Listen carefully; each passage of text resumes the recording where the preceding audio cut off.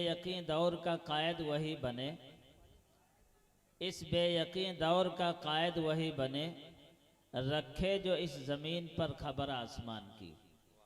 इस शेर के साथ मैं हज़रत मौलाना मुफ्ती महफूजुर रहमान साहब कासमी दामत बरकातुहुल आली से इल्तिमास करूँगा कि वो आएँ और अपने नासिहाना कलिमात से हम सब के क़ुलूब को मुनव्वर व मुजल्ला। अम्मा बअद फ़अऊज़ु बिल्लाहि मिनश शैतानिर रजीम, बिस्मिल्लाहिर रहमानिर रहीम।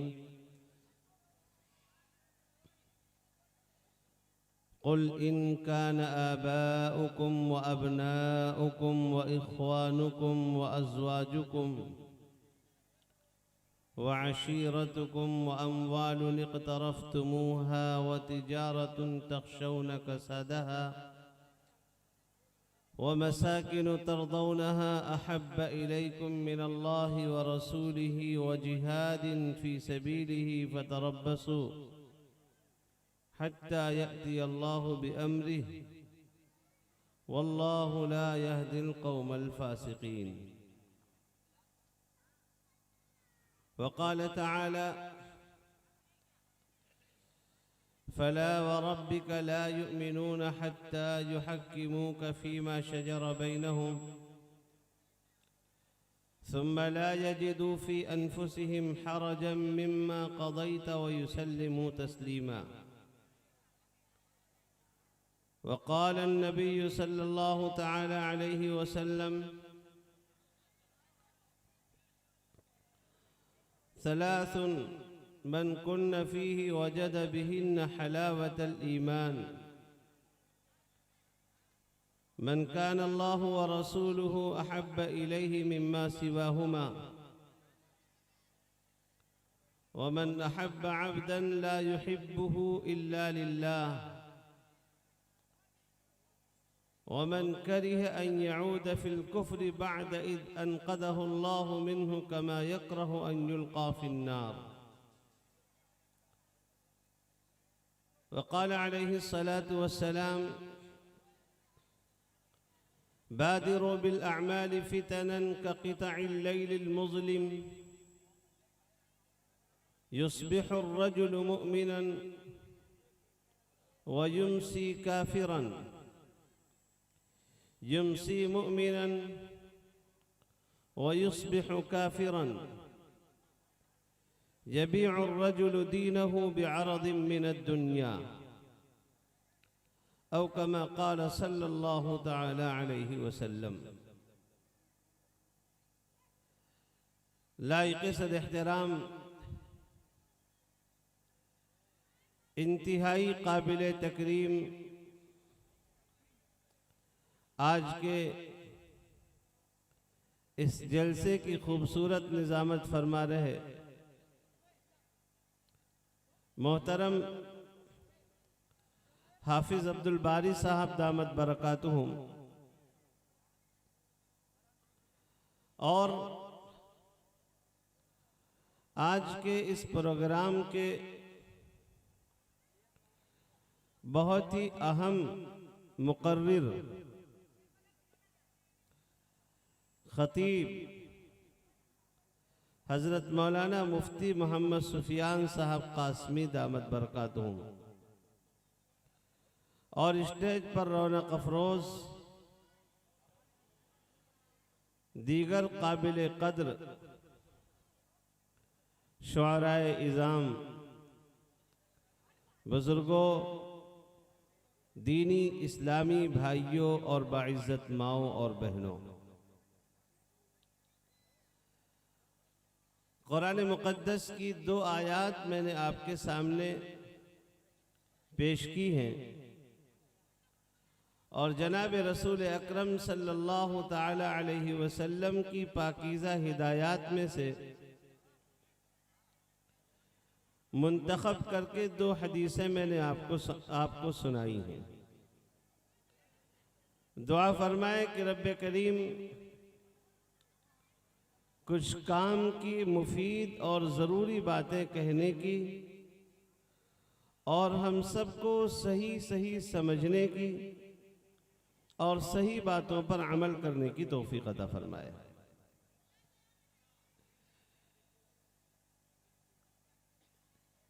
इस्लाम की सबसे अहम चीज है कि इंसान का अकीदा और ईमान दुरुस्त हो, और उसके बाद अमाल का नंबर आता है। अकीदा सबसे बुनियादी चीज है। आप दूसरे लफ्जों में कह लीजिए कि ईमान बुनियादी चीज है। एक शख्स बड़े अच्छे अमाल कर रहा है, अखलाक भी बड़े उम्दा, जुबान में भी उसके चाशनी, दिल में भी वुसाअत और गुंजाइश, हर एक को मुआफ करने का जज्बा, इबादत में खूब दिल लगाता है, बहुत ही इत्मीनान के साथ नमाजें पढ़ता है, नवाफिल का एहतमाम करता है, कसरत से रोजे भी रखता है और हज भी करता रहता है, खैरात में एक नंबर पर। लेकिन अगर उसके पास ईमान की दौलत नहीं है तो कुछ नहीं है। उसका अकीदा दुरुस्त नहीं है, उसके दिल में तजब्जुब है और इस्लाम के तालीमात के तई शक व शुबे का वो शिकार है। तो आप समझिए कि उसकी सारी काविशें और उसकी सारी मेहनतें दुनिया के अंदर रायगा हो जाएंगी, अल्लाह के पास कुछ भी नहीं जाएगा। और इसके बरखिलाफ दूसरा आदमी है जिसका ईमान मजबूत है, अकीदा दुरुस्त है और फिर अमाल भी कर रहा है, अल्लाह के नजदीक ऐसा शख्स मुकर्रब है। अमाल में कोताही है लेकिन ईमान मजबूत है, अकीदा दुरुस्त है, तो अल्लाह तबारक व तआला चाहेगा तो अव्वल वहला में उसे मुआफ करेगा, और अगर चाहेगा तो अल्लाह सजा देगा। लेकिन अपने गुनाहों की सजा भुगत कर एक न एक दिन वो जरूर जहन्नम से आजाद होगा और अल्लाह तबारक व तआला के मेहमान खाने जन्नत के अंदर दाखिल होकर जन्नत की नेमतों का जरूर मुस्तहिक होगा। जन्नत का टिकट असल ईमान है, अकीदा है, अल्लाह की जात पर कामिल ईमान हो, अल्लाह के फरिश्तों पर ईमान हो, अल्लाह की किताबों पर ईमान हो और अल्लाह के पैगंबरों पर ईमान हो, क़यामत के दिन पर ईमान हो। अल्लाह की जात पर ईमान लाने का मतलब क्या है? इस्लाम का जो सबसे पहला बोल है, इस्लाम में दाखिल होने का जो मेन दरवाजा है, उसी के अंदर इस बात की तालीम दी गई है, ला इलाहा इल्लल्लाह मुहम्मदुर रसूलुल्लाह, अल्लाह के सिवा कोई इलाह नहीं। इलाह का मतलब क्या है आखिर? बहुत से लोग समझते हैं कि साहब हम किसी के सामने जाकर बोसा लें, किसी से फरियाद करें, किसी से मुरादें मांग लें, किसी के सामने हाथ फैला लें और किसी से अपनी जरूरियात का इजहार कर लें, ये तो हम जरूरियात का इजहार कर रहे हैं, उसको इलाह नहीं मान रहे। लेकिन याद रखना चाहिए कि सबसे मजबूत बात वो होती है जो अल्लाह ने कुरान में बयान की। इलाह की तशरीह अल्लाह ने खुद कुरान में की है। अम्मन खलक़स समावाति वल अर्द व अंज़ल लकुम मिनस समाई माआ फ़अंबतना बिही हदाइक़ ज़ात बहजा।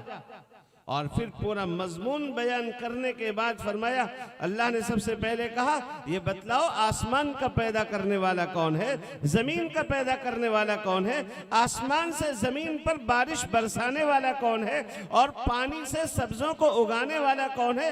अइलाहुम मअल्लाह, क्या अल्लाह के सिवा कोई और भी इलाह है जो ये काम कर रहा है? इलाह वही होता है जो आसमान का खालिक है, जमीन का खालिक है, बारिश पर उसकी हुकूमत है। सख्त जमीन से नर्म कोपल निकाल कर अल्लाह तबारक व तआला ही मजबूत करता है, उसके अलावा किसी में ये ताकत नहीं। और फिर क्या सवाल किया आगे, अम्मन युजीबुल मुस्तर्र इज़ा दआ व यक्शिफुस सू, फरमाया ये बतलाओ, परेशान हाल जब अपनी परेशानी के वक्त में पुकारता है तो उसकी परेशानी को कौन सुनता है, कौन उसकी तकलीफ को दूर करता है। फिर अल्लाह ने पूछा अइलाहुम मअल्लाह, क्या अल्लाह के सिवा साथ कोई और भी इलाह है जो इंसान की परेशानी को दूर कर सके? क्या मतलब है? मतलब यह है कि परेशानी के वक्त में पुकारा जाएगा उसी को जो इलाह है। इंसान जिसको इलाह और माबूद समझ रहा है उसी को पुकारता है परेशानी के वक्त में। जाहिर सी बात है अल्लाह के सिवा कोई इलाह नहीं है, ला इलाहा इल्लल्लाह, अल्लाह के सिवा कोई इलाह नहीं है, कोई माबूद नहीं है। यानी परेशानी के वक्त में पुकारा जाएगा तो उसी को पुकारा जाएगा, और परेशानी दफा करने वाली जात है तो वही जात है, उसके अलावा कोई परेशानी को दफा नहीं कर सकता। आप बड़े से बड़े पैगंबरों की तालीमात उठाकर देखें, आप शुहदा के हालात देखें, आप बुजुर्गाने दीन की सीरत देखें, आपको यही सबक मिलेगा कि मांगो तो सिर्फ अल्लाह से मांगो, अपनी परेशानी का इजहार करो सिर्फ अल्लाह के सामने करो, अपनी जरूरियात का मुतालबा करो सिर्फ अल्लाह से मांगो, अल्लाह के सिवा कुछ भी किसी से न मांगो। चुनांचे नबी अकरम सल्लल्लाहु ताला अलैहि वसल्लम अपने चचेरे भाई और बड़े चहीते सहाबी सैयदना अब्दुल्लाह इब्न अब्बास रजी अल्लाह ताला अन्हुमा को नसीहत करते हुए आका समझाते हैं, बेटा ये काम करना, ये काम करना, ये काम करना, और ये अकीदा रखना। और फिर आगे बतलाते हैं, इदा सअलता फस्अलिल्लाह व इदा इस्तअनता फस्तईन बिल्लाह, जब कभी मांगना हुआ करे तो अल्लाह के सामने हाथ फैलाओ, और जब कभी मदद की जरूरत हुआ करे तो अल्लाह से मदद मांगा करो, किसी और से मदद न मांगा करो। और फिर आगे अल्लाह ने क्या फरमाया, इलाह कौन है, अम्मन यब्दउल खल्क़ सुम्मा युईदु, कौन है जिसने तुमको इब्तिदाअन पैदा किया है, जब तुम कुछ नहीं थे उस वक्त अल्लाह ने तुमको बनाया है, और मर जाओगे फिर अल्लाह दोबारा पैदा करेगा। और कौन है जो तुम्हारी रोजी का मालिक है। आज लोग कहते हैं ना कि फला साहब ने हमारी रोजी बांध रखी। एक दुकानदार, उसका ईमान इस बात पर है कि हमारे पड़ोसी ने हमारी दुकान को बांध दिया है। अल्लाह सवाल कर रहा है, मैं यर्ज़ुकुकुम मिनस समावाति वल अर्द, कौन है ये बताओ तो जो आसमानों से और जमीन से तुमको रोजी देता है। रोजी का मालिक है कौन? इलाहुम मअल्लाह, क्या अल्लाह के अलावा कोई और भी इलाह है? अगर आपने अपने जहन में यह बसा रखा है कि हमारे पड़ोसी ने, हमारे रिश्तेदार ने, फला साहब ने हमारी रोजी बांध रखी है, उनकी वजह से हमारी रोजी तंग हो गई है, तो याद रखिए आपने अल्लाह के साथ दूसरे को इलाह समझ रखा है। और ईमान का बुनियादी कलमा क्या? ला इलाहा इल्लल्लाह, अल्लाह के सिवा कोई इलाह नहीं है। और फिर आगे एक बात और बयान की, एक बात और बयान की, कुल ला यअलमु मन फिस समावाति वल अर्दिल गैब इल्लल्लाह। ये सब इलाह की तारीफात अल्लाह ने बयान की। तो ईमान का बुनियादी बोल, सबसे पहला कलमा, सबसे मेन दरवाजा जिसके जरिए आदमी ईमान में दाखिल होता है वो क्या? ला इलाहा इल्लल्लाह। ये अकीदा हमारा दुरुस्त हो कि अल्लाह के सिवा कोई इलाह नहीं। आज के जो हालात हैं, आज से पहले के जो हालात हैं, या आइंदा के जो खतरात हमको नजर आते हैं, इन सब में हमारे जहन में ये रहना चाहिए कि मालिक सिर्फ और सिर्फ अल्लाह है। अल्लाह जो करेगा वही होगा। अल्लाह ने अब तक जो किया है वही हुआ है और आज भी वही हो रहा है जो अल्लाह चाहता है। अल्लाह की मर्जी के बगैर, अल्लाह की इजाजत के बगैर दरख्त का एक पत्ता नहीं हिल सकता है। तो सारी कायनात का निजाम, मुल्क का निजाम, सूबे का निजाम अल्लाह की इजाजत के बगैर कैसे चल सकता है? ला इलाहा इल्लल्लाह। तो बुनियादी अकीदा क्या है? अल्लाह के ऊपर कामिल एतमाद हो, कामिल ईमान हो। अल्लाह के ऊपर कामिल ईमान हो। अल्लाह ताला ने ईमान वालों और बेईमानों का फर्क बयान किया है। क्या फरमाया? वइज़ा ज़ुकिरल्लाहु वहदहु इश्मअज़्ज़त क़ुलूबुल्लज़ीना ला युमिनूना बिल आखिरह। जब अल्लाह का तज़किरा होता है, सिर्फ अल्लाह अल्लाह अल्लाह अल्लाह अल्लाह की बड़ाई बोली जाती है, तो जिनके दिलों में ईमान नहीं होता, जो बेईमान होते हैं, तो उनके दिलों में खलबली मच जाती है। और अल्लाह के साथ जब दूसरों का तज़किरा शुरू हो जाता है, वइज़ा ज़ुकिरल्लज़ीना मिन दूनिही इज़ा हुम यस्तबशिरून। और जब अल्लाह के साथ दूसरों का तज़किरा शुरू हो जाता है तो चेहरे उनके खिल उठते हैं, वो खुशी में मस्त हो जाते हैं। तो अल्लाह के सिवा कोई माबूद नहीं। अल्लाह के ऊपर कामिल ईमान इस तरह का हो जैसे हजरत सहाबे किराम का और नबी अकरम सल्लल्लाहु अलैहि वसल्लम का और जैसे अकाबिर का, बुजुर्गान दीन का, शुहदा का, औलिया का जैसा ईमान रहा है। और ईमान का जो कलमा पढ़ा जाता है, दूसरा जुज क्या है? मुहम्मदुर रसूलुल्लाह। याशहदु अल्ला इलाहा इल्लल्लाह व अशहदु अन्न मुहम्मदन अब्दुहु व रसूलुहु। मैं गवाही देता हूं कि हजरत मोहम्मद सल्लल्लाहु अलैहि वसल्लम अल्लाह के बंदे और अल्लाह के रसूल। हजरत मोहम्मद सल्लल्लाहु अलैहि वसल्लम अल्लाह के बंदे और अल्लाह के रसूल हैं। हुजूर अकरम सल्लल्लाहु अलैहि वसल्लम के हम पर कुछ हुकूक भी है।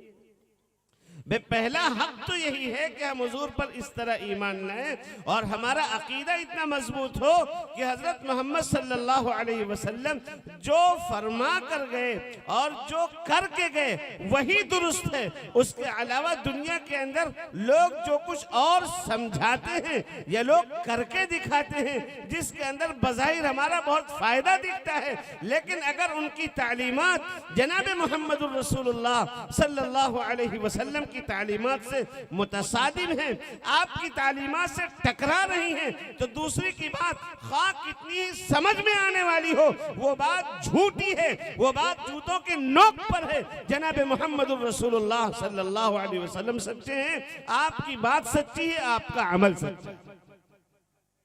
ये तो हमारा बुनियादी अकीदा होना चाहिए।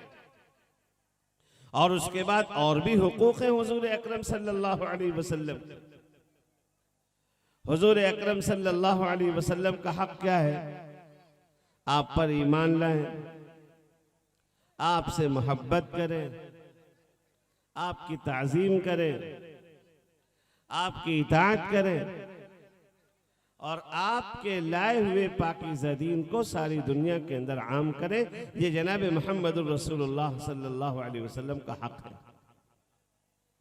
हुजूर अकरम अलैहिस्सलातु वस्सलाम ने अपना हक अदा कर दिया। उम्मती के साथ में हमारे नबी अलैहिस्सलातु वस्सलाम ने जिस कदर प्यार का, रफ़त और रहमत का मामला दिखलाया है, ऐसा कोई दिखला नहीं सकता। हुजूर ने अपना हक मुकम्मल तौर पर अदा कर दिया।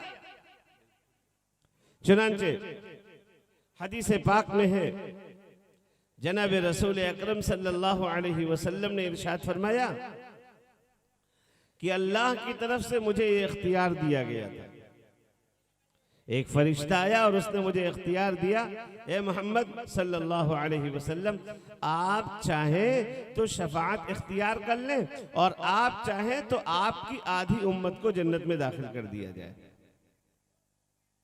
आधी उम्मत को बगैर हिसाब किताब के जन्नत में दाखिल कर दिया जाए। आप चाहें तो ये पसंद कर लें और आप चाहें तो सिफारिश का हक ले लें।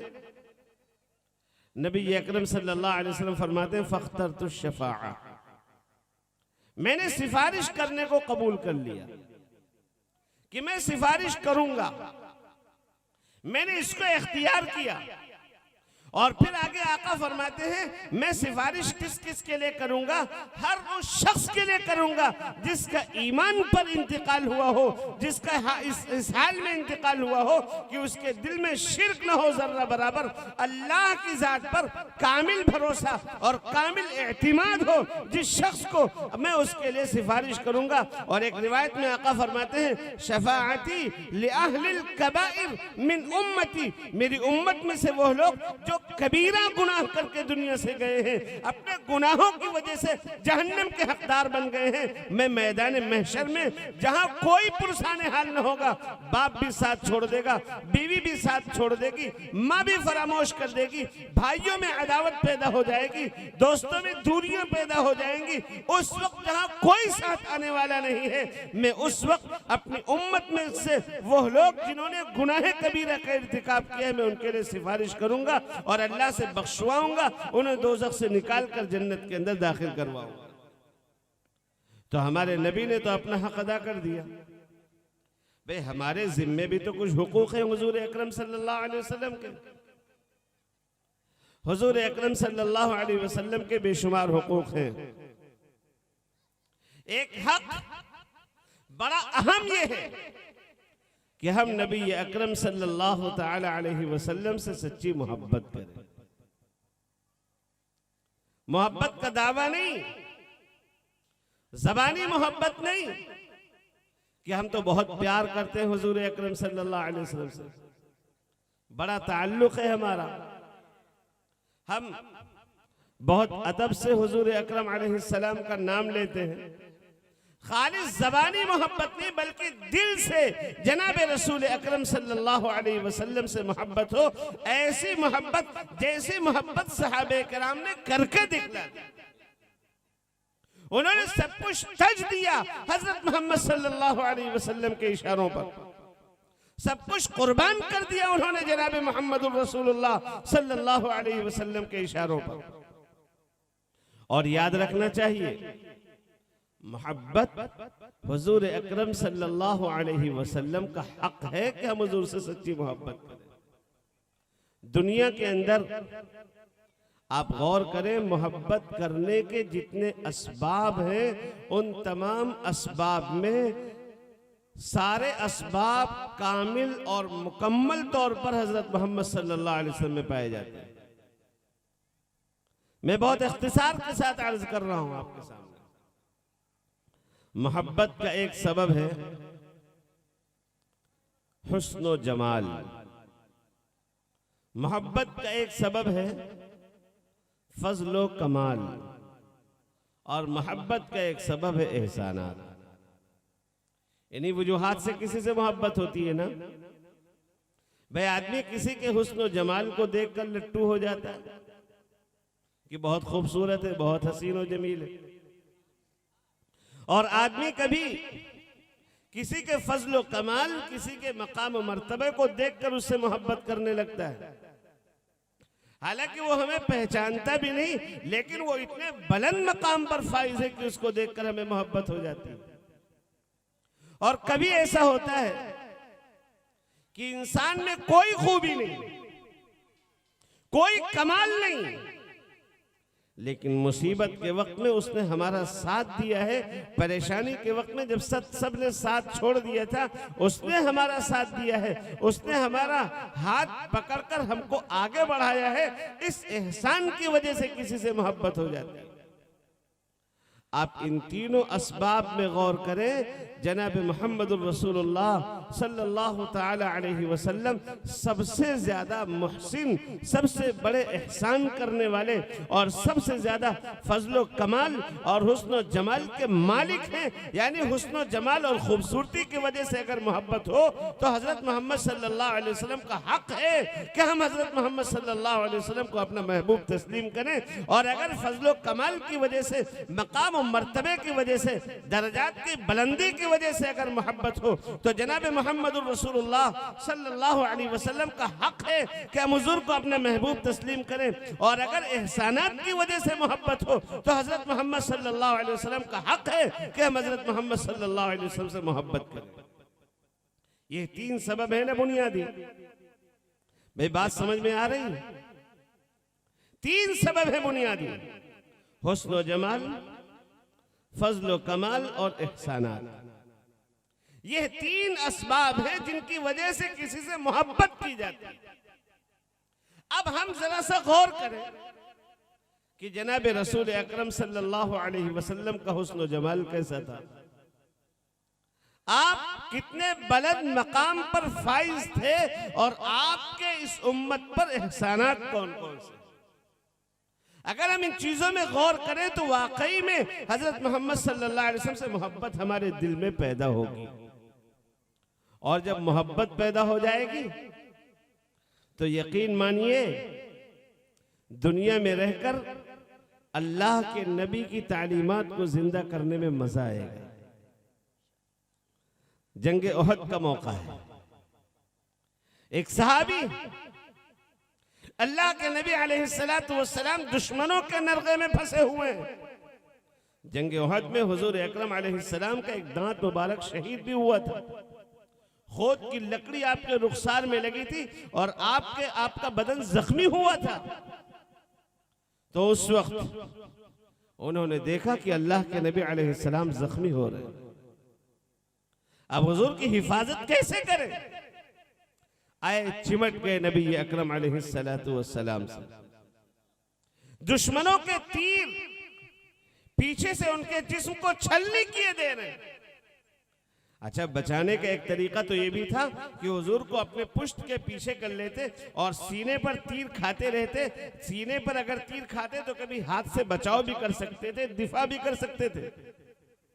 लेकिन उन्होंने ये गवारा नहीं किया। अल्लाह के नबी से सच्ची मोहब्बत थी उनके दिल में, सब कुछ कुर्बान हो जाए, हमारे नबी को जर्रा बराबर तकलीफ न पहुंचने पाए। वो अल्लाह के नबी से चिमट गए बिल्कुल और पीछे से दुश्मनों के तीर आते रहे, उनके बदन को छलनी करते रहे। उन्होंने जुबाने हाल से गोया कि ये जवाब दिया है कि देखो अल्लाह के नबी अलैहिस्सलातु वस्सलाम की हिफाजत की खातिर पीछे से हम तीर खाते रहे, हमारा बदन छलनी हो जाए, ये बात तो हमें मंजूर है, लेकिन अल्लाह के नबी की हिफाजत के नाम पर हम आगे खड़े हो जाएं, हुजूर की शख्सियत हमारे पुष्ट के नीचे हो, हमें ये बात गवारा नहीं।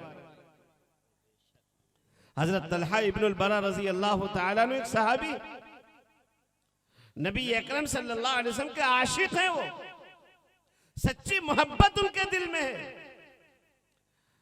वो एक दिन आए और अर्ज किया, या रसूल अल्लाह मैं आपसे मोहब्बत करता हूं। ये मोहब्बत जबानी जमा खर्च नहीं थी। आका ने फौरन फरमाया, अच्छा मोहब्बत करते हो? सबसे ज्यादा? हाँ सबसे ज्यादा मोहब्बत करते हैं। बाप से ज्यादा? हाँ बाप से ज्यादा मोहब्बत है आपसे। अच्छा जाओ अपने बाप का सर कलम करके लाओ। कितना सख्त इम्तिहान था। नबी अकरम अलैहिस्सलातु वस्सलाम ने ये इरशाद फरमाया, उन्होंने बगैर चूं चिरा किए हुए फौरन छुरी कांटा लिया और चल पड़े, निकल गए बाप का सर कलम करने। कहां जा रहे हो तलहा? वापस आए। जी या रसूल अल्लाह, आपके हुक्म की तामील में अपने बाप का सर कलम करने जा रहा था। लेकिन आपको मालूम होना चाहिए हजरत मोहम्मद सल्लल्लाहु अलैहि वसल्लम ऐसे खूंखार भेड़िए की तरह नहीं थे। आपके सीने में एक धड़कता दिल था, उम्मत का दर्दो गम था। अल्लाह के नबी अलैहिस्सलाम पर जो कुरान नाज़िल हुआ है उसमें तो यहाँ तक तालीम दी गई है, मन क़तल नफ्सन बिगैरि नफ्सिन औ फसादिन फिल अर्दी फकअन्नमा क़तल अन्नास जमीआ। जिसने किसी एक इंसान का खून नाहक बहाया वो इतना बड़ा दहशतगर्द है, इतना बड़ा आतंकवाद है, गोया कि सारी दुनिया का वो कातिल हो गया। हजरत मोहम्मद सल्लल्लाहु अलैहि वसल्लम पर यह कुरान नाज़िल हो रहा है। अल्लाह के नबी फरमा रहे हैं, जब दो आदमी तलवार से मिलते हैं, आपस में मुठभेड़ होती है, अल कातिल वल मक़तूल किलाहुमा फिन्नार। कत्ल करने वाला और जो कत्ल हुआ दोनों जहन्नमी हैं, दोनों दोज़खी हैं। सहाबी ने अर्ज़ किया, या रसूल अल्लाह, कातिल दोज़ख में जाएगा लेकिन मक़तूल दोज़ख में क्यों जाएगा? आका फरमाते, इन्नहु हरीसुन अला क़त्ल साहिबिही। ये भी अपने साथी के कत्ल के ऊपर हरीस था, ये कोशिश कर रहा था कि हम इसको कत्ल कर दें। इस कोशिश की वजह से ये भी जहन्नमी है। अल्लाह के नबी ने जब इतनी सख्त वईदें बयान की है तो हुजूर किसी का सर कलम नहीं करवा सकते थे, सिर्फ इम्तिहान मकसद था। फरमाया तलहा वापस आ जाओ, सिर्फ तुम्हारा इम्तिहान लेना मैं चाह रहा था कि अपनी मोहब्बत में कितने सच्चे हो तुम।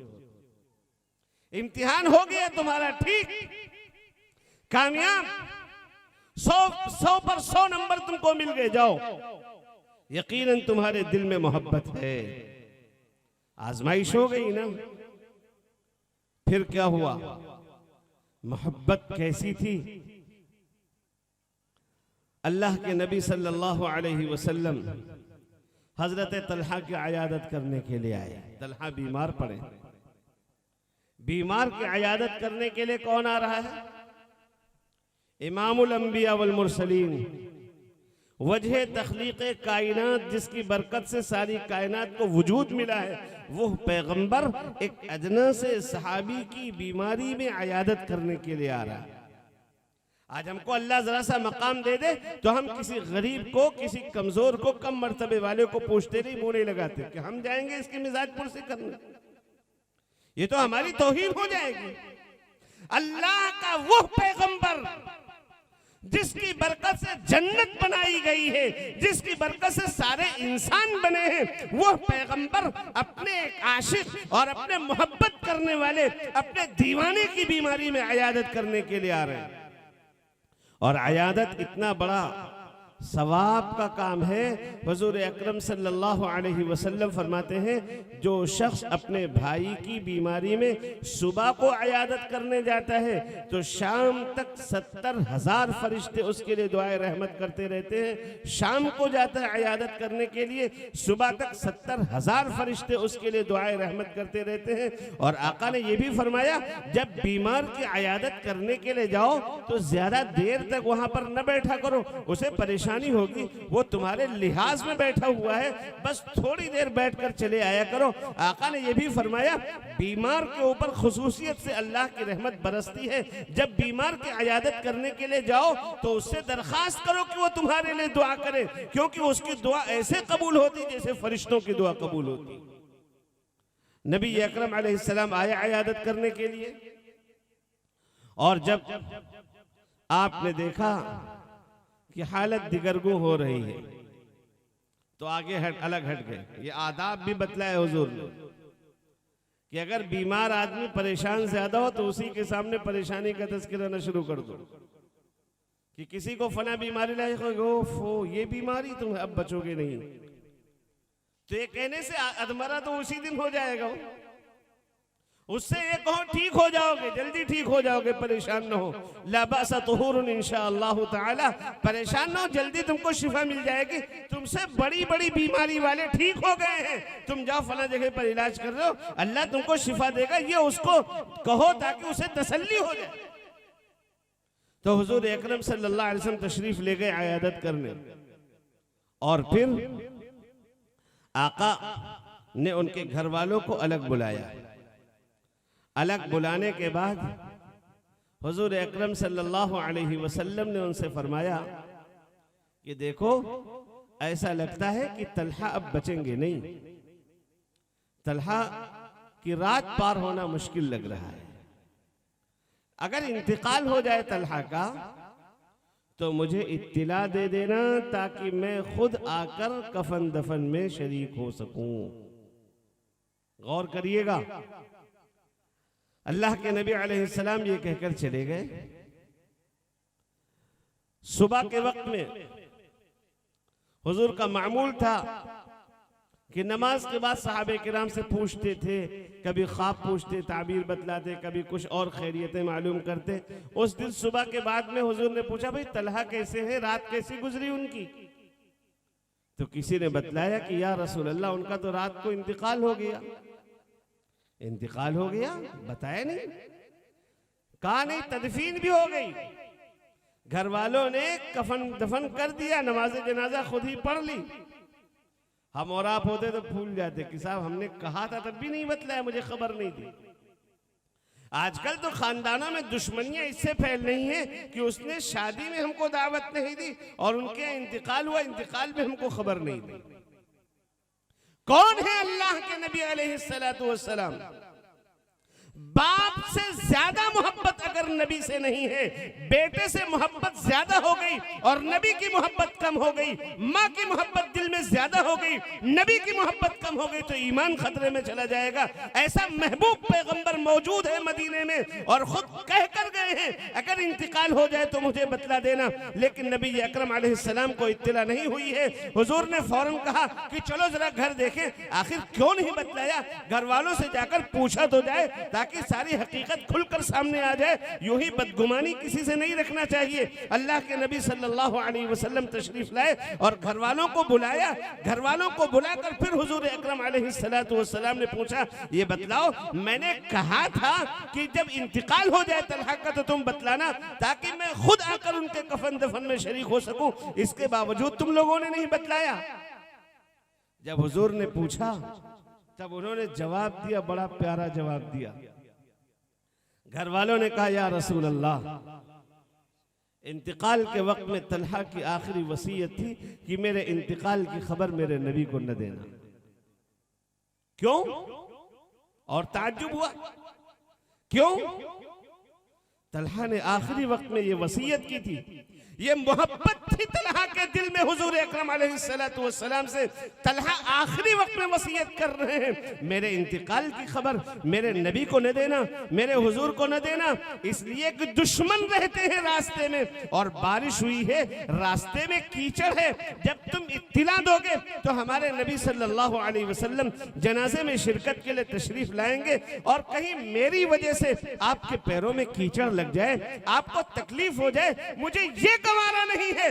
बस तुम लोग जल्दी से कफन दफन कर देना और मेरी तदफीन कर देना नमाज जनाजा पढ़कर, मेरे नबी को इत्तिला न देना, कहीं मेरी वजह से मेरे नबी अलैहिस्सलातु वस्सलाम को जरा बराबर तकलीफ न पहुंचे। आका की आंखों में आंसू आ गए और हुजूर अकरम अलैहिस्सलातु वस्सलाम ने फरमाया, मुझे उनकी कब्र बतलाओ।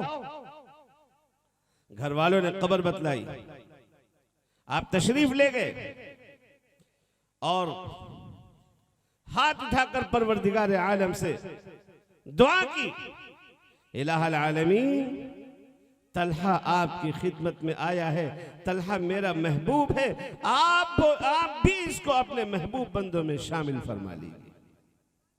तो ऐसे मोहब्बत की है सहाबे किराम ने जब उन्होंने अपने नबी को पहचाना था।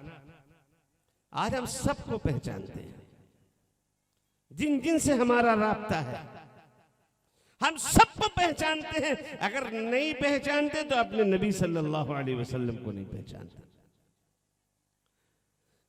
बड़ी बात नहीं है अगर इसी मजमे में पूछा जाए। हम हाथ नहीं उठवा रहे किसी से, किसी का इम्तिहान मकसद नहीं, न किसी को जलील करना, लेकिन जो हकीकत है वो बयान की जा रही है। अगर इसी मजमे में पूछा जाए, एक बड़ा तबका ऐसा होगा जो इस मजमे में अपने नबी का नाम नहीं जानता। हमारे नबी थे कौन? कौन थे हमारे पैगंबर हजरत मोहम्मद सल्लल्लाहु अलैहि वसल्लम? आज जरा सी कोई बात आका के तालीम के खिलाफ उड़ती, कोई मजाक उड़ाता है, हमारे अंदर ईमान है, ईमान जोश मारता है और हम शोर शराबा करने पर जरूर आ जाते हैं। लेकिन आप खुद अपने गिरबान में झांक कर देखें, हमने अपने नबी को खुद पहचाना और अपने नबी का तारुफ हमने दुनिया के सामने कराया भी कि नहीं कराया? हमने नबी की पहचान कराई भी कि नहीं कराई? और जब हमने खुद अपने नबी की पहचान नहीं कराई, अब दुनिया हमारे नबी को पहचानती नहीं है। और जब पहचानती नहीं है और आका के ऊपर कीचड़ उछाल रही है, दुनिया आका को बदनाम करने की कोशिश कर रही है और दुनिया के अंदर और हमारे इस मुल्क के अंदर आका की तालीमात के खिलाफ डिबेट पे लोग आते हैं और तरह तरह के इल्जामात हुजूर अकरम अलैहिस्सलातु वस्सलाम की तालीमात पर किए जाते हैं। अगर दुनिया ये कर रही है तो हमें उनको कोसने के बजाय हमें अपने गिरबान में झांक कर अपना जायजा लेना चाहिए। सबसे बड़े मुजरिम हम हैं, हम हजरत मोहम्मद सल्लल्लाहु अलैहि वसल्लम के दीवाने और इश्क और मोहब्बत का नारा लगाने वाले, लेकिन हुजूर की तालीमात को न हम खुद जानते हैं और न अपनी जिंदगी में दाखिल करके हमने दूसरों तक इसका तारुफ कराया। इसलिए मैं अर्ज कर रहा हूं, मोहब्बत के जो 3 असबाब हैं आप गौर करें। एक सबब क्या है? एक सबब है हुस्न व जमाल, खूबसूरती, गजब की खूबसूरती अल्लाह तबारक व तआला ने हमारे नबी सल्लल्लाहु अलैहि वसल्लम को अता फरमाई। आपका पूरा वजूद सर के बालों से लेकर पैर के नाखून तक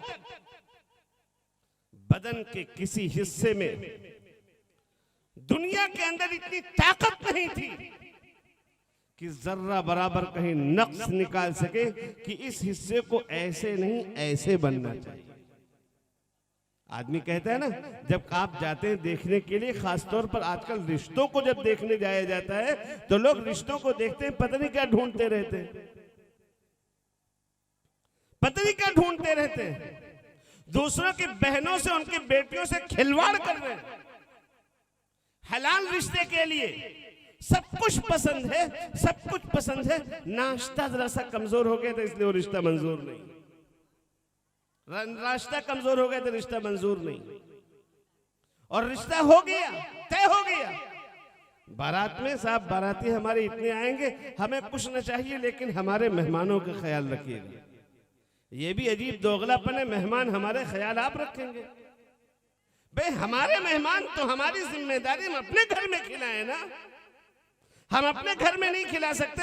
हम लड़की वालों के ऊपर बोझ बन रहे हैं कि साहब मेहमान हमारे हैं, ख्याल आप रखिएगा, हम तो मुहताज हैं, हम बस बुला लिए हैं, हम कुछ खिला नहीं सकते, आप खिलाइएगा, हमारे मेहमानों का आप ख्याल रखिएगा। आज हम रिश्ता देखने जाते हैं तो पता नहीं क्या चीजें देखते हैं, चाल चलन ठीक नहीं, जरा सी आंखें छोटी थी, पेशानी थोड़ा कम चौड़ी है, नाक थोड़ी दबी हुई है, कान के लौ छोटे, मामूली बातों पर नक्श निकाल कर हम रिश्ता रिजेक्ट कर देते। और जब उसी तरह की लड़की हमारे घर में आती है, वे हमारी भी तो बेटियां होती हैं, हमारी भी तो बहनें होती हैं, उस वक्त हमारे दिल पर क्या गुजरती है यही सोच लें। जब आप जाते हैं 10-10, 20-20 लोग गाड़ी भरकर किसी के घर में जाते हैं और लड़की को अच्छी तरह देखते हैं, चला फिरा करके, उठा बैठा करके, खिला पिला करके, हर तरह देखने के बाद जब मामूली सा नक्श निकाल कर रिश्ता रिजेक्ट करते हैं, उसके दिल के ऊपर क्या गुजरती होगी और उसके दिल की जो आह लगेगी। आप अच्छा से अच्छा रिश्ता ढूंढें, खुदा की कसम आपको जिंदगी में कभी चैन और सुकून नहीं मिल सकता। बहरहाल हुजूर अकरम सल्लल्लाहु अलैहि वसल्लम को अल्लाह ताला ने हर कमी से पाक बनाया, किसी तरह की कोई कमी नहीं। मैं इजमालन बयान कर रहा हूं, मुहद्दिसीन ने तो बहुत तफसील से बयान किया, खास तौर पर इमाम तिर्मिज़ी रहमतुल्लाह अलैह ने हुजूर अकरम सल्लल्लाहु अलैहि वसल्लम के शमाइल पर पूरी किताब लिखी और उसके बाद के बुजुर्गों ने भी नबी अकरम अलैहिस्सलातु वस्सलाम के औसाफ बयान करने के लिए बाज ने 100-100, 40-40 अहादीस जमा की।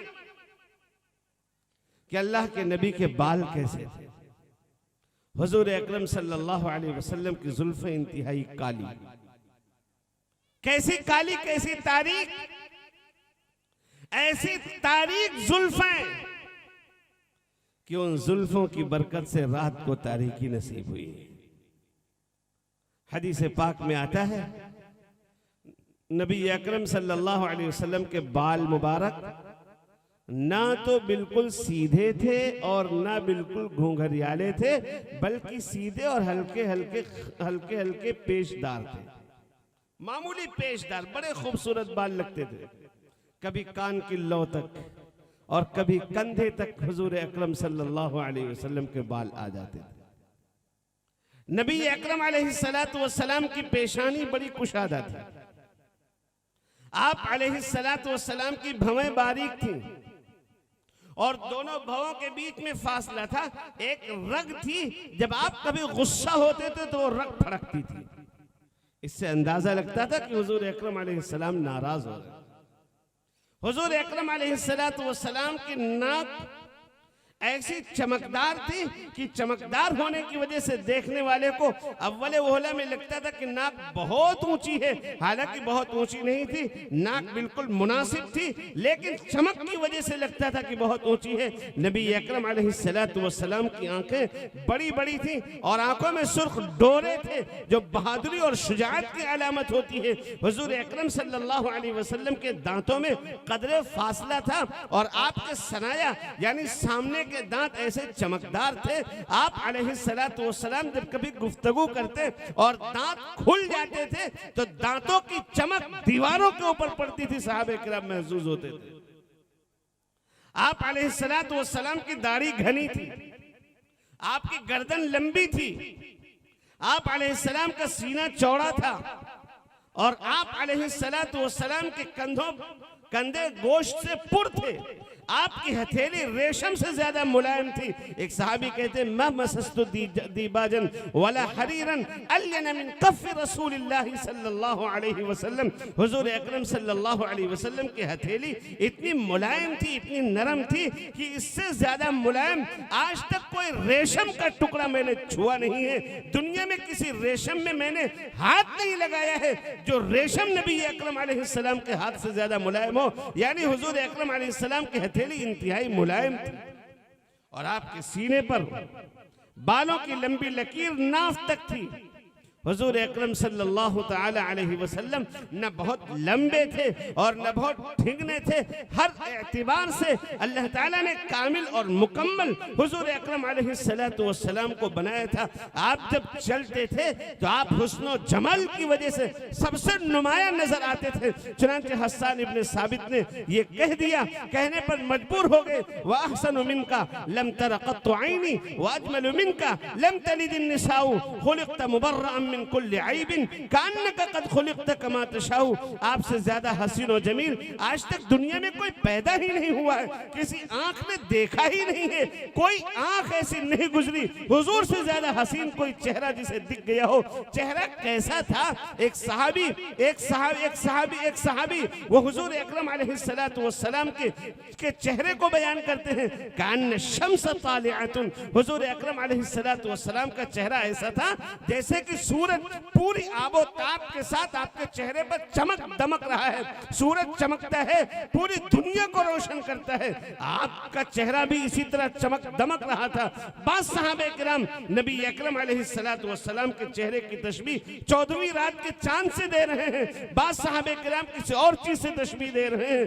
बहरहाल हुजूर अकरम सल्लल्लाहु अलैहि वसल्लम अपनी मिसाल आप थे, आपसे ज्यादा हसीन और जमील कोई पैदा ही नहीं हुआ। हस्सान इब्ने साबित ने यहां तक कहा, खुलिक़त मुबर्रअन मिन कुल्लि ऐबिन कान्नका कद खुलिक़त कमा तशाउ। हर किस्म के कमी, हर किस्म के नकाइस से, अयूब से पाक बनाया गया आपको, गोया कि आप इस तरह पैदा हुए जैसे आप चाहते। कौन है हमारे नबी अलैहिस्सलातु वस्सलाम? हम पहचाने तो अपने नबी को, तो हुस्न और जमाल में हजरत मोहम्मद सल्लल्लाहु अलैहि वसल्लम एक नंबर पर।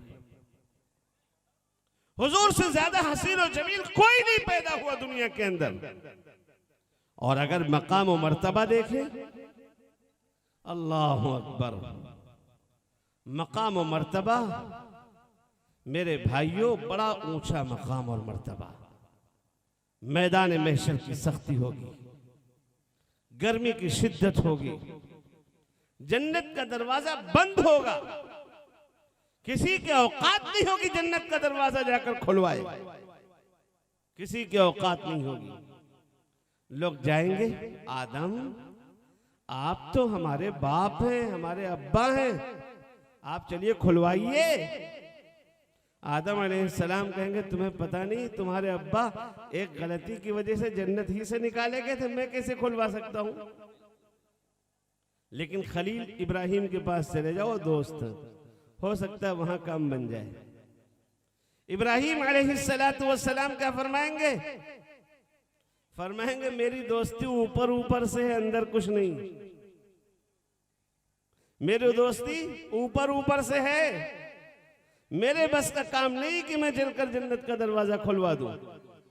लेकिन मूसा के पास चले जाओ, मूसा कलीम है, डायरेक्ट बात की है अल्लाह से मूसा अलैहिस्सलाम ने।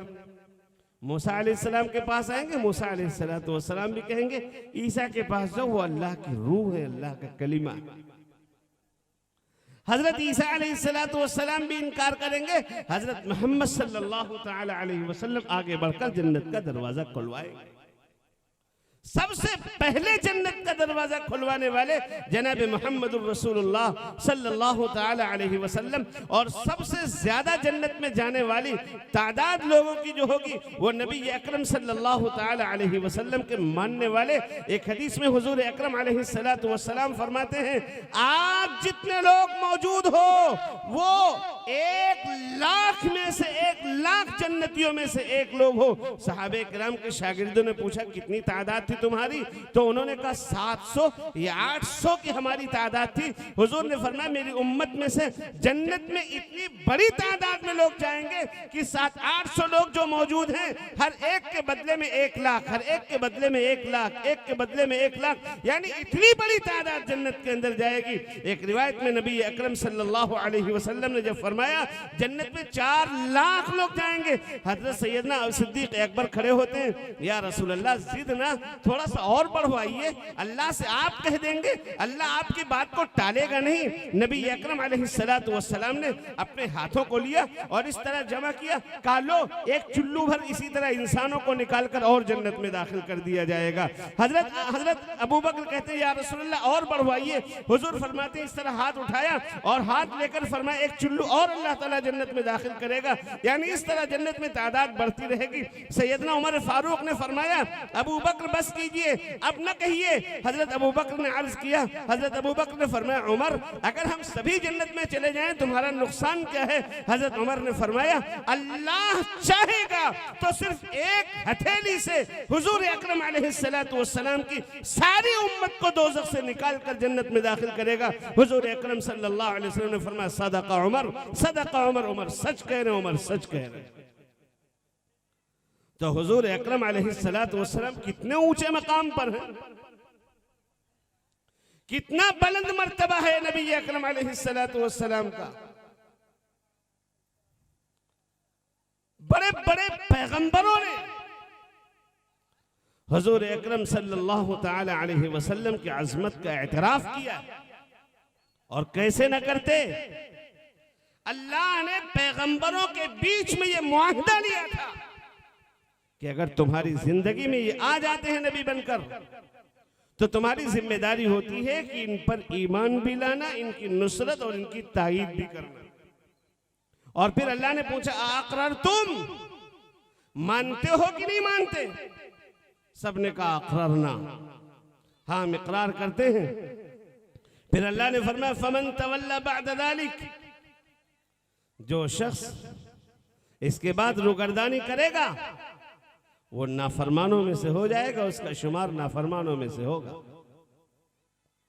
तो जनाब रसूल अकरम सल्लल्लाहु ताला अलैहि वसल्लम मकाम और मर्तबे में सबसे बुलंद वाला है, और एहसानात अल्लाह अकबर, ऐसा कोई मुहसिन दुनिया में पैदा ही नहीं हुआ, कोई मुहसिन पैदा नहीं हुआ। मौत का वक्त है, हुजूर अकरम सल्लल्लाहु अलैहि वसल्लम का आखिरी वक्त है। हजरत इज़राइल अलैहिस्सलातु वस्सलाम रूह कब्ज करने को आए हैं। जब रूह निकालना शुरू किया है, तकलीफ हुई है। इज़राइल जरा आहिस्ता निकालो, परेशान न करो ज्यादा। या रसूल अल्लाह, सबसे ज्यादा आहिस्ता, सबसे ज्यादा आराम से आपकी रूह निकाली जा रही है। अच्छा, मेरी उम्मत को परेशानी होगी? हाँ, परेशानी होगी आपकी उम्मत को। आखिरी वक्त है हुजूर अकरम अलैहिस्सलातु वस्सलाम का, जिस वक्त आदमी सारी दुनिया को भूल जाता है, बिल्कुल आखिरी वक्त है। उस वक्त हुजूर अकरम अलैहिस्सलातु वस्सलाम फरमा रहे हैं, ए इज़राइल, मेरी उम्मत को मौत के वक्त में जितनी परेशानी होने वाली है, वो सारी परेशानी मुझे दे दो, ताकि मेरी उम्मत को मौत के वक्त में परेशानी न उठानी पड़े। कोई इतना बड़ा मोहसिन है दुनिया में? कोई है इतना बड़ा मोहसिन? तभी तो सहाबे किराम को एक एक अदा हजरत मोहम्मद सल्लल्लाहु अलैहि वसल्लम की पसंद थी। एक हदीस में जनाब रसूल अकरम सल्लल्लाहु अलैहि वसल्लम ने एक हदीस बयान की, और हुजूर अकरम अलैहिस्सलातु वस्सलाम की इस हदीस को बयान करने वाले सैयदना अब्दुल्लाह इब्न मसूद रज़ी अल्लाह तआला अन्हु क्या फरमाते हैं? अब्दुल्लाह इब्न मसूद रज़ी अल्लाह तआला अन्हु बयान फरमाते हैं कि जन्नत में सबसे आखिर में जो शख्स जाएगा और जो सबसे आखिर में जहन्नम से निकलेगा, वो कैसे होगा? खूब मिन्नत समाजत करेगा, परवरदिगार आलम हमको यहाँ से निकाल लीजिए। अल्लाह निकाल लेगा और पहले मुआहिदा कराएगा अल्लाह तबारक व तआला, अहद लो कि एक सवाल तुम्हारा पूरा होगा, दोबारा सवाल नहीं करोगे। लेकिन वो कहेगा परवरदिगार आलम कोई सवाल नहीं होगा, दोज़ख से निकाल कर बाहर कर दिया जाएगा, लेकिन उसका मुंह दोज़ख की तरफ होगा। कुछ दिन तक तो सब्र करेगा, लेकिन कहेगा परवरदिगार आलम, इसकी लू और इसकी गर्मी मुझे झुलसाए दे रही, मेरी जान निकल रही है। आप यहां से मेरा रुख फेर दीजिए, खाली चेहरा दोज़ख की तरफ से फेर दीजिए। अल्लाह ताला फेर देंगे, मुआहिदा लेंगे, दोबारा कोई सवाल तो नहीं करोगे। कहेगा आपकी इज्जत की कसम, आपके जलाल की कसम, आप खाली हमारा चेहरा दोज़ख से फेर दीजिए, हम कुछ भी आपसे नहीं मांगेंगे। फिर चेहरा फिर जाएगा, सामने एक दरख्त दिखेगा, बड़ा खूबसूरत दरख्त। कुछ दिन तक तो अपने अहद पर कायम रहेगा, और उसके बाद ये कहेगा, ए अल्लाह जरा उस दरख्त के पास पहुंचा दीजिए हमें। अल्लाह ताला कहेगा, बड़ा बदबख्त आदमी है, तो बार बार वादा करता है और वादा खिलाफी करता है। अच्छा, अब की बार अगर हम वहां पहुंचा दे, दोबारा कोई सवाल तो नहीं करोगे? ये कहेगा नहीं करेंगे। वहां पहुंच जाएगा, जब वहां पहुंचेगा तो आगे एक और उससे ज्यादा खूबसूरत दरख्त नजर आएगा। फिर कुछ दिन तक सब्र करेगा, फिर कहेगा अल्लाह जरा वहां पहुंचा दीजिए। अल्लाह कहेगा, बार बार तो अहद करता है, बार बार तो अपने वादे को भूल जाता है। फिर कसमें खाएगा, खूब कसमें खाएगा, अल्लाह अब की बार हमारी बात मान लीजिए, और अब की बार आप बात मान लेंगे, बाद में हम कोई सवाल नहीं करेंगे। जब वहां पहुंचेगा, देखेगा जन्नत के दरवाजे पर एक दरख्त लगा हुआ है, फिर मुंह में पानी आ जाएगा। फिर कहेगा, आखिरकार अल्लाह तबारक व तआला वहां पहुंचा देंगे। अब फिर ये कहेगा, जब जन्नत के दरवाजे पर जाएगा तो जन्नत में लोग बात कर रहे होंगे, जन्नती अपनी बीवियों से, अपनी फैमिली से, अपने बच्चों से बात कर रहे होंगे। जन्नत में हंसी मजाक, हंसी तफरीह हो रही होगी, इसकी आवाजें इसके कानों से टकराएंगी। अब ये खूब ललचाएगा, लेकिन कुछ दिन तक सब्र करेगा, हमने इतनी कसमें खाई, अब कैसे कसम तोड़ दे। आखिरकार फिर मजबूर होकर कहेगा, अल्लाह ताला जन्नत में जरा सा जाकर देख तो ले। अल्लाह कहेगा, तो कैसा झूठा इंसान है, बार बार झूठ बोल रहा। ये कहेगा, अल्लाह तेरी इज्जत की कसम, हम खाली देखने और कुछ नहीं चाहते। फिर ये जाएगा, जन्नत में जाएगा, अल्लाह ताला का इरशाद होगा, जाओ तुझको जन्नत और दुनिया से 10 गुना बड़ी जन्नत तुझको दी जा रही है। तो ये क्या कहेगा, अतस्तहज़िउ मिन्नी व अंत रब्बुल आलमीन। क्या कहेगा, अतस्तहज़िउ मिन्नी व अंत रब्बुल आलमीन, आप रब्बुल आलमीन होते हुए हमसे मजाक कर रहे हैं। आप बताओ, एक आदमी के पास खाने का ठिकाना ना हो और आप कहें लो 1 लाख रुपए वहां पर रखा है, जाकर निकाल लो और जो चाहो खाओ, जिस तरह चाहो खर्च करो, तो क्या कहेगा, आप मजाक कर रहे हैं। वो अभी जहन्नम से निकला है। एक घूंट, एक कतरा पानी को जो तरस रहा था, कुरान मुकद्दस ने जहन्नम के हालात को बयान किया है। वनादा अस्हाबुन नार अस्हाबल जन्नह अन अफीदू अलैना मिनल माई औ मिम्मा रज़क़कुमुल्लाह क़ालू इन्नल्लाह हर्रमहुमा अलल काफिरीन। दोज़खी जन्नतियों को पुकारेंगे, जरा एक घूंट पानी पिलाओ, लेकिन जन्नती कहेंगे अल्लाह ने सब हराम कर दिया है, दोज़खियों के ऊपर कुछ नहीं मिलने वाला है। ये आखिरकार मांगेंगे पानी, खोलता हुआ खून, खोलता हुआ पीप इनके सामने लाया जाएगा। और कैसा लाया जाएगा? वहीं यस्तगीथु युगासु बिमाइन कलमुहल यशविल वजूह, चेहरा झुलस जाएगा, मुंह के अंदर ले जाएंगे। यतजर्रउहु वला यकादु युसीगुहु वयअतीहिल मौतु मिन कुल्लि मकान वमा हुवा बिमय्यित वमिन वराइहि अदाबुन गलीज। एक एक कतरा अंदर ले जाने की कोशिश करेंगे, लेकिन इतना कड़वा, इतना गर्म होगा कि अंदर नहीं जाएगा। हर घूंट पर इनको लगेगा कि मौत आ रही है, मौत आ रही है। वसुकू माअन हमीमन फक़त्तअ अमआहुम, आखिरकार किसी तरह ये घूंट पिएंगे, इतना गर्म होगा कि सारी की सारी आंतें पाखाने के रास्ते से बाहर हो जाएंगी। इस तरह जहन्नमी को जहन्नम से निकाल करके जब जन्नत के अंदर ले जाया जाए और उससे कहा जाए जाओ, दुनिया जितनी बड़ी थी उससे 10 गुना बड़ी तुमको जन्नत दी जा रही है। जन्नत में दूध की नहरें, जन्नत में शराब की नहरें, जन्नत में शहद की नहरें, जन्नत में साफ शफाफ पानी की नहरें, जन्नत में तस्नीम की मोहर लगा हुआ, जिसके ऊपर मुश्क की मोहर लगी होगी, वो पानी तुमको सीलबंद मिलेगा। जन्नत में ऐसी ऐसी नेमतें तुमको मिलेगी। वो क्या कहेगा? वो तो यही कहेगा तस्तहज़िउ मिन्नी व अंत रब्बुल आलमीन, आप हमसे मजाक कर रहे हैं रब्बुल आलमीन होकर के। इतना कहना था, सहाबे किराम का इश्क में बयान कर रहा हूं। हुजूर अकरम सल्लल्लाहु अलैहि वसल्लम ने बात बयान की, नकल करने वाले अब्दुल्ला इब्न मसूद। इतना कहने के बाद अब्दुल्ला इब्न मसूद हंसने लगे जोर से, और हंसने के बाद फरमाया लोगों से, ये बताओ मुझसे पूछ नहीं रहे हो कि मैं क्यों हंस रहा हूं? लोगों ने पूछा, बताइए आप क्यों हंस रहे हैं? कहा, मैं इसलिए हंस रहा हूं कि इस जुमले पर हमारे नबी हजरत मोहम्मद सल्लल्लाहु अलैहि वसल्लम हंसे थे। क्या मोहब्बत थी उनके दिल में, जिस जुमले पर हजरत मोहम्मद सल्लल्लाहु अलैहि वसल्लम हंसे हैं, वो हदीस बयान करने के बाद वो टुकड़ा आता है, सहाबी हंस देते। नबी अकरम सल्लल्लाहु अलैहि वसल्लम ने जो किया वो करना सहाबी अपने लिए सआदत समझते, और हुजूर का एक हक है, ये तो मोहब्बत है। हुजूर का हक, एक हक ये है कि हजरत मोहम्मद सल्लल्लाहु अलैहि वसल्लम ने जो कुछ बयान किया है क़यामत तक आने वालों के लिए, हम उसको बरहक समझे, उसके अंदर ज्यादा तावील के चक्कर में न पड़े। मसलन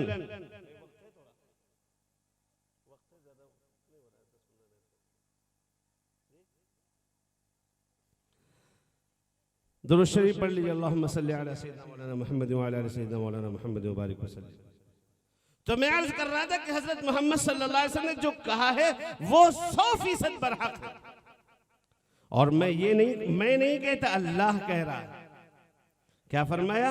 वन्नज्मि इज़ा हवा मा ضل साहिबुकुम वमा गवा वमा यंतिकु अनिल हवा इन हुवा इल्ला वह्युन यूहा। जो हजरत मोहम्मद सल्लल्लाहु अलैहि वसल्लम जानते हैं, सही जानते हैं, खुलासा है इस आयत का, तर्जुमा मैं नहीं कर रहा हूं। जो हजरत मोहम्मद सल्लल्लाहु अलैहि वसल्लम जानते हैं वो बिल्कुल सही जानते हैं, जो करते हैं वो भी सही करते हैं, जो बोलते हैं वो भी सही बोलते हैं। तो आपकी जानकारी की हिफाजत की गारंटी अल्लाह ले रहा है। जो जानते हैं बिल्कुल सही, जो कर रहे हैं वो भी सही, और जो बोल रहे हैं वो भी बिल्कुल सही। अब हुजूर ने क्या बयान किया, क्या जानते हैं? हुजूर अकरम सल्लल्लाहु अलैहि वसल्लम ने फरमाया, बादिरो बिल अमाली फितनन, लोगों फितनों के आने से पहले पहले जल्दी जल्दी अमल कर लो, वरना फितने आएंगे। कैसे? कक़ितइल लैलिल मुज़लिम, रात के तारीक टुकड़ों की तरह। युस्बिहुर रजुलु मुमिनन, आदमी सुबह को मोमिन होगा, वो युमसी काफिरन, शाम होते होते काफिर बन जाएगा। युमसी मोमिनन व युस्बिहु काफिरन, शाम को मोमिन होगा और सुबह होने से पहले पहले उसके ईमान का जनाजा निकल जाएगा। आज आप बताएं, हम में से कितने ऐसे हैं जो सुबह को मोमिन होते, शाम होते होते उनके अकाईद ऐसे हो जाते हैं, हजरत मोहम्मद सल्लल्लाहु अलैहि वसल्लम की तालीमात से तजल्जुल उनके अंदर पैदा हो जाता है, वो शक व शुबा के इजहार, शक व शुबा के शिकार हो जाते हैं, आपकी तालीमात से मुजब्जब हो जाते हैं, जिसके नतीजे में ईमान से खारिज हो जाते हैं। भाई ईमान का बुनियादी हिस्सा है कि हजरत मोहम्मद सल्लल्लाहु अलैहि वसल्लम ने जो बयान किया बिल्कुल 100% बरहक है, 100% बरहक है। मैं बहुत तफसील में न जाकर अर्ज करता चलूं, मिसाल के तौर पर क़यामत आने वाली, कुरान ने कहा इक़्तरबत अस्साअतु वंशक़्क़ल क़मर, क़यामत करीब आ गई। और क़यामत की एक बड़ी अलामत चांद के टुकड़े होना, ये हुजूर के जमाने में हो गया, ये भी क़यामत की अलामत थी। हजरत मोहम्मद सल्लल्लाहु अलैहि वसल्लम की विलादत ये खुद क़यामत की अलामत है।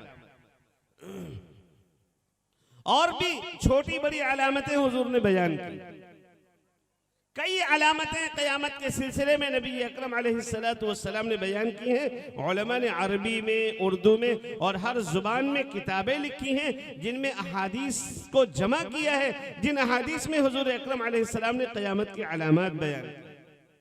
उनमें कुछ बड़ी अलामतें भी, बड़ी अलामतें जैसे हुजूर ने फरमाया ला तक़ूमुस्साअ, क़यामत नहीं आएगी यहां तक कि तुम 10 बातों को देख लो। बाज में है कि क़यामत उस वक्त तक नहीं आएगी जब तक 6 चीजें ना आ जाएं। तो हुजूर अकरम अलैहिस्सलाम ने क़यामत की अलामत को तफसील से बयान किया। मसलन एक अलामत है क़यामत की, हजरत ईसा अलैहिस्सलातु वस्सलाम का आसमान से उतरकर आना। ये पूरी तफसील है, ये नहीं कि ईसा किसी घर में पैदा हो जाएंगे। आसमान से ईसा अलैहिस्सलातु वस्सलाम क़यामत से पहले उतरकर आएंगे, और ईसा अलैहिस्सलातु वस्सलाम की आमद से पहले पहले दज्जाल आ चुका होगा। दज्जाल है क्या? दज्जाल लोग मुगालता देने वाले और शक व शुबे में डालने वाले। आपके सामने तो यहां तक कह देंगे साहब ये जो सैटेलाइट का सिस्टम चल रहा है और ये जो नेट का फितना है सब दज्जाली फितना है। लेकिन याद रखिए हजरत मोहम्मद सल्लल्लाहु अलैहि वसल्लम ने जो बतलाया बिल्कुल 100% वही सच्ची बात है। आका फरमाते हैं कि जितने पैगंबर आए, मा मिन नबिय्यिन इल्ला वक़द अंज़रा कौमहु बिद्दज्जाल, जितने पैगंबर आए सबने अपनी कौम को दज्जाल से डराया है, और मैं तुमको दज्जाल से डरा भी रहा हूं, दज्जाल की अलामतें भी बतला रहा हूं। आका सल्लल्लाहु अलैहि वसल्लम ने फरमाया कि दज्जाल रजुलुन का लफ्ज है हदीस में कि वो एक मर्द होगा, इंसान होगा, मर्द होगा, और आका फरमाते हैं उसके बाल इंतहाई घूंघरियाले होंगे। हुजूर अकरम अलैहिस्सलातु वस्सलाम फरमाते हैं उसके आंखों, उसकी दोनों आंखें दुरुस्त नहीं होंगी, एक तरफ बिल्कुल सपाट और एक तरफ आंख होगी उभरी हुई, उसकी पेशानी के ऊपर काफ, फा और रा लिखा। ये हमारे नबी ने बयान किया है कि दज्जाल एक मर्द है, एक इंसान है। चुनांचे एक हदीस में और ज्यादा तफसील है। नबी अकरम सल्लल्लाहु अलैहि वसल्लम ने कुछ तफसीलात दज्जाल के बारे में बयान की, और तफसीलात बयान करने के बाद हजरत अबू मूसा अशअरी रज़ी अल्लाहु अन्हु तशरीफ ले आए, मुसलमान हुए, बाद में मुसलमान हो गए। हजरत अबू मूसा अशअरी अपनी जिंदगी की रुदात बयान कर रहे हैं हुजूर अकरम अलैहिस्सलाम के सामने।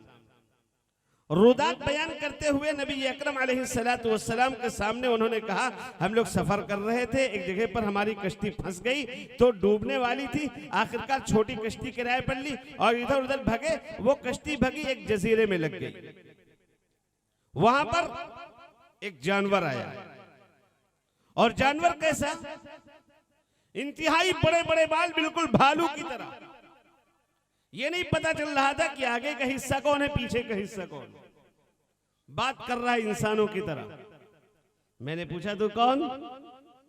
ये कौन कह रहा है? अबू मूसा अशरी किसके सामने? हुजूर अकरम अलैहिस्सलाम के सामने बयान कर रहे हैं। सहाबे किराम मौजूद हैं मस्जिद नबवी के अंदर। अबू मूसा अशरी फरमाते हैं कि मैंने पूछा कि तू कौन? उसने कहा अनल जस्सासा, मैं जासूस हूं। कहा मुझे लेकर वो गया, वो जानवर मुझे लेकर गया। देखा एक शख्स जंजीरों में जकड़ा हुआ है और छलांग इतनी जोर से लगाता है, ऐसा लगता है कि जमीन से आसमान तक ये पहुंच जाएगा, इतनी जोर से छलांग लगाता है, जंजीरों में जकड़ा हुआ। उसने मुझसे कुछ सवालात शुरू किए। ये बताओ बैसान में जो खजूर के दरख्त हैं उनमें फल आ रहे हैं कि नहीं आ रहे हैं? अबू मूसा अशरी कहते हैं ये अजीब आदमी यहां जकड़ा हुआ जंजीरों में और मुझसे पूछ रहा है मेरे इलाके के बारे में। मैंने कहा आ रहे हैं। तो उसने कहा अनकरीब उनका फल खत्म हो जाएगा। कहा अच्छा बुहैरे तबरिया के बारे में क्या मामला है? उसमें पानी है कि नहीं? छोटा सा समंदर है। कहा उसमें पानी, कहा वो पानी खुश्क हो जाएगा।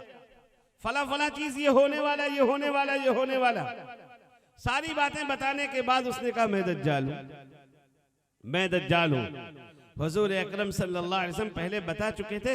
अबू बकर सिद्दीक रज़ी अल्लाह तआला अन्हु बैठे हुए, अबू बकर के कंधे पर हाथ रखा और मुस्कुराने लगे। आका सल्लल्लाहु अलैहि वसल्लम, अबू बकर ये बात मैं तुमसे बता नहीं तो चुका हूं कि दज्जाल जंजीरों में जकड़ा हुआ है, कयामत से पहले खुलेगा और दुनिया के अंदर आएगा। 40 दिन में सारी दुनिया की वो सैर कर लेगा। हजरत ईसा अलैहिस्सलातु वस्सलाम आसमान से तशरीफ लाएंगे और दज्जाल को ईसा अलैहिस्सलातु वस्सलाम तलवार से कत्ल करेंगे। तो ये अकीदा बुनियादी अकीदा है ईमान के अकाइद में से। ईमान से इसका ताल्लुक है कि हम ये माने हजरत मोहम्मद सल्लल्लाहु अलैहि वसल्लम ने दज्जाल के बारे में जो बतलाया, ये जो फितने हैं ये फितने हो सकते हैं, ये फितने हैं, ये सब क़यामत की अलामत है, फहाशी औरियानियत सब कुछ है, लेकिन दज्जाल ये नहीं है। दज्जाल एक मर्द है, एक इंसान है जो जंजीरों में जकड़ा हुआ है और दज्जाल के आने से पहले पहले हजरत महदी तशरीफ ला चुके होंगे। और महदी कहाँ होंगे? मदीना मुनव्वरा के अंदर से निकल कर आएंगे और कहाँ आएंगे? मक्का मुकर्रमा में तवाफ कर रहे होंगे। दौरान तवाफ उनको पहचाना जाएगा, लोग उनके हाथ के ऊपर बैअत होंगे। कहाँ होंगे? मक्का मुकर्रमा के अंदर बैअत होंगे। हमारे नबी सल्लल्लाहु अलैहि वसल्लम ने उनका नाम भी बतलाया। उनका नाम है मोहम्मद, उनके अब्बा का नाम है अब्दुल्ला, वो फातिमा के औलाद में से होंगे। माँ का नाम उनका खुद नाम मोहम्मद, बाप का नाम अब्दुल्ला, फातिमा के औलाद में से होंगे। हुजूर अकरम सल्लल्लाहु अलैहि वसल्लम ने फरमाया अअलल जबहा व अक़नल अनफी, उनकी पेशानी बड़ी कुशादा होगी, उनकी नाक बड़ी ऊंची होगी।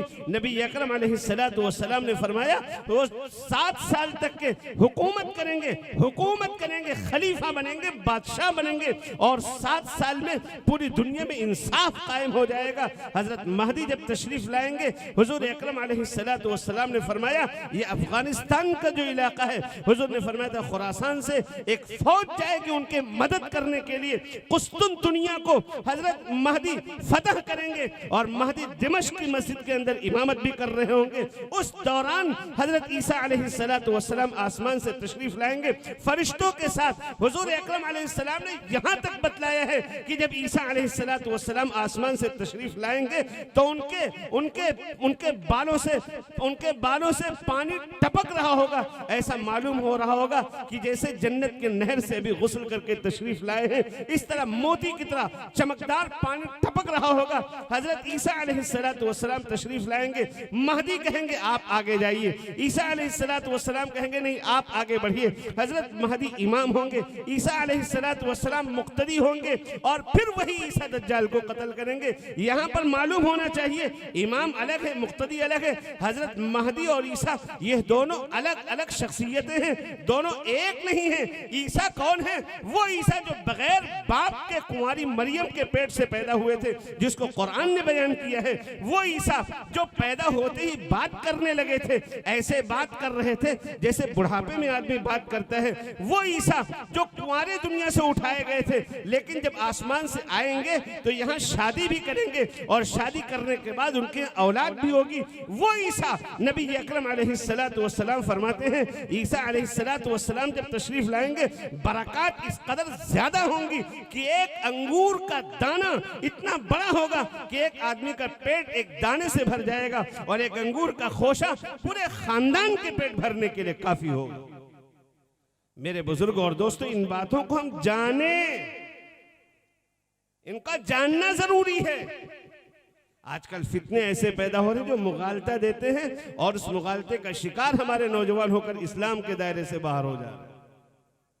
इसलिए मैं अर्ज कर रहा हूं कि इन फितनों के बारे में जाने। इन फितनों को जानेंगे तो इनसे अपने आप को बचाने की कोशिश करेंगे। हमारे नबी ने बतलाया। इसलिए मेरे भाइयों, बुजुर्गों और दोस्तों, हुजूर अकरम अलैहिस्सलाम से मोहब्बत होगी सच्ची।